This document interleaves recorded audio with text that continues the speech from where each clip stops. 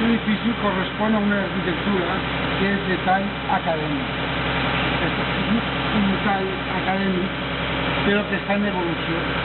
Per exemple, ja comencem en aquestes peces, aquestes mènsules que tenim aquí ja estan, diguem, en trànsit a lo que uns 15 o 20 anys després ja vindria a ser el modernisme. Motius de tipus a mig camí entre vegetals com peces,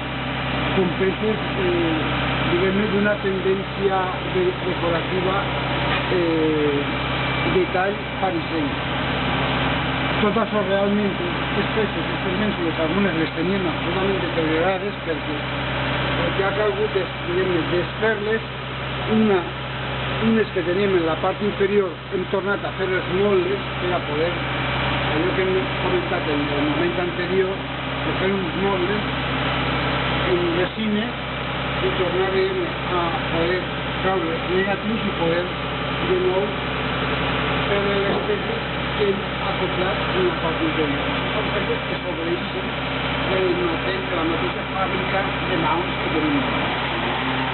Té interès, diguem-ne, el llenguatge que està gastant, que en alguns casos recorda fins i tot moments de Louis Sanders en Chicago, amb una espècie de una mica entre el mecanicisme en el que aquesta extracció de les flors que d'alguna manera semblen elements metàl·lics introduïts per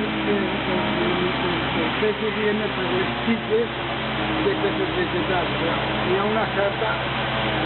Estos edificis que hi ha al centre de València de l'últim quart del segle XIX estan en trànsit fins a arribar al modernisme. També són molt curiosos que aquestes que gastaven senzillament per a col·locar les persianes. Aquestes persianes són de tipus modern, que abans eren unes peces que penjaven unes barres que anaven d'aquesta peça a l'altra. I era la manera també d'enfortir les habitacions. També té interès, si passem a l'altra banda, que normalment aquestes peces, en compte de ser partides en dos peces només, eren tripartides. Aquí hi havia una tradició molt potent de la fusteria i que feia partir les peces normalment en tres, que és la tradició de Sant Antonio. Una cosa important és que moltes vegades, quan no hi havia aquesta peça, quan no hi havia peces de cèrcol, el que passava és que se col·loquen, en compte de posar-se en el peix, en la part interior de la fàbrica, se col·loquen pràcticament arran de la part exterior.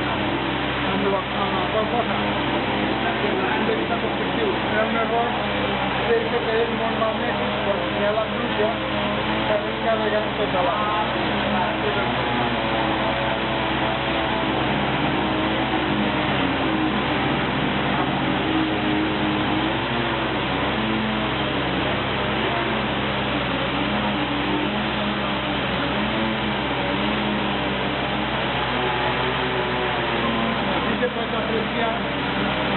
Aquestes peces no eren monolítiques, sinó que tenien una peça que estava tallada per una peça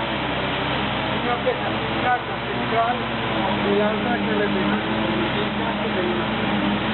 una simetria a banda i banda. La peça central era única. Igual que aquestes peces que s'acoplaven interiorment. Ya meter un molde a la ménsula real de fábrica.